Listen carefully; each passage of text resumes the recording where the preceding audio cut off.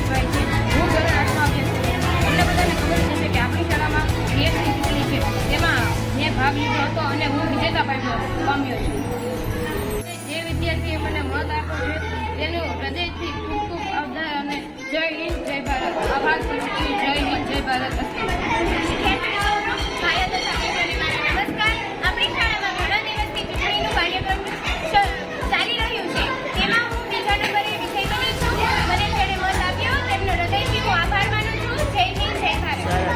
શાળા નંબર 6 ખાતે બાળ સંસદની ચૂંટણીનું આયોજન કરવામાં આવેલું. એમાં ધોરણ 7 થી 8ના કુલ 333 મતદાતાઓએ ભાગ લેવામાં આવેલો. એમાં ગઈકાલે 2 દિવસ પહેલાં દરેક ઉમેદવારો નક્કી કરી અને જાહેરનામું પ્રસિદ્ધ કરવામાં આવેલું 30 તારીખે. પછી જાહેરનામાના અનુસંધાનમાં ફોર્મ ભરવામાં હતો.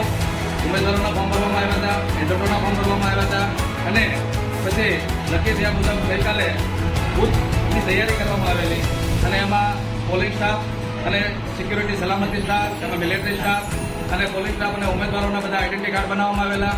એ રીતે ગઈકાલે આખું સરસ મજાનું બૂથની તૈયારી કરી અને બાળકોની અંદર કઈ રીતે વોટિંગ કરવું, મોબાઈલની અંદર વોટર એપ્લિકેશન ડાઉનલોડ કરી 2 મોબાઈલો સાથે એનું કનેક્શન કરી અને બાળકોને કેવી રીતે અત્યારે રિયલ ચૂંટણી થાય એ પ્રમાણે બાળકોને માહિતી આપી. અને આજે તારીખ 2/8/2025 શનિવારના રોજ આનંદદાયી શનિવારના ભાગરૂપે આજે અમે શાળાની અંદર બાળ સંસદનું આયોજન કરવામાં આવેલું. એમાં સવારે 8 કલાકે ધોરણ 6 થી 8ના તમામ બાળકોનો મતદાન પ્રક્રિયાના જેવી રીતે રિયલ પદ્ધતિથી ઇલેક્શન કરતા હોય 18 વર્ષની ઉપરના એ રીતે બાળકોનું આયોજન કરવામાં આવેલું. ધોરણ 6 થી 8ના 333 બાળકોમાંથી 203 બાળકોએ વોટિંગ કરેલું છે અને 10 ઉમેદવારો હતા અને 10મા ઉમેદવાર તરીકે નોટાને એમણે પણ પસંદગી આપવામાં આવેલી અને આખી પ્રક્રિયા 2 કલાકની અંદર વોટિંગ પૂરું કરી અને આ પ્રક્રિયાની અંદર બીઆરસી કમલભાઈ, બીઆરસી સાહેબ અને મામલતદાર કચેરીમાંથી યોગેશભાઈ વરિયાએ પણ સારી રીતે હાજર રહી અને પ્રોત્સાહિત કરવામાં આવેલા. પછી એ પ્રક્રિયા પૂરી કરી અને બાળકોને ઉમેદવારોની હાજરીમાં એની કાઉન્ટિંગ કરવામાં આવ્યું.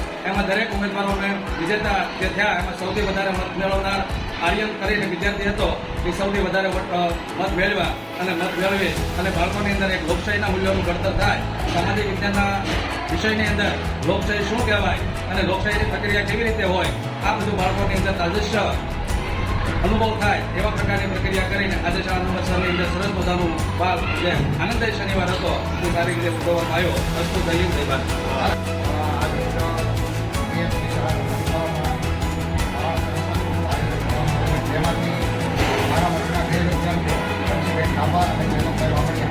બંને ઉમેદવાર તરીકે ભાગ લીધો હતો. ખૂબ સારો એમને પ્રચાર કર્યો હતો અને લોકશાહીના પણ એટલી મેળવી કે એમણે બીજો અને ત્રીજો નંબર પ્રાપ્ત કર્યો છે.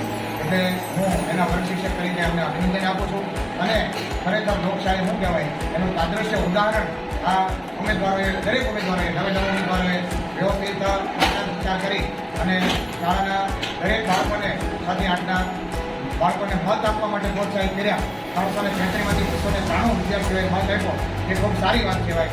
એટલે અમારે બંસીબેનને 63 મત સાથે બીજા નંબરે અને કેતનભાઈ 33 મત સાથે બીજા નંબરે પોતાનું સ્થાન મેળવે છે. તો હું દરેક બાળકોને આ બંને બાળકોને ફરી વખત અભિનંદન આપું છું. સાથે સાથે અમારા ક્લાસના વિદ્યાર્થીઓ પોલીસ તરીકે અને કમાન્ડર તરીકે પણ ડ્યુટી નિભાવી હતી એમને પણ ખૂબ ખૂબ શુભેચ્છાઓ. જય હિન્દ.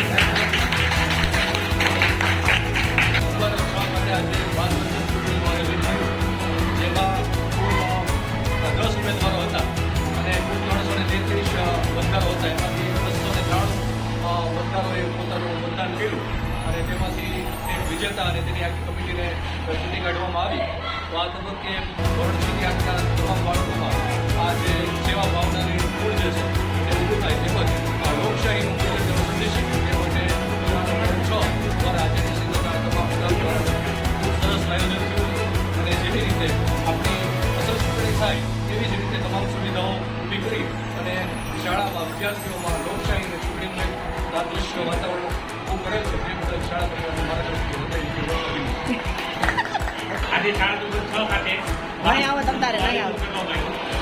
બાળકોમાં સારા નાગરિક બને, નાગરિકતાનું ઘડતર થાય અને લોકશાહીના જે મૂલ્યો છે એના વિશે એનામાં જાગૃતિ છે.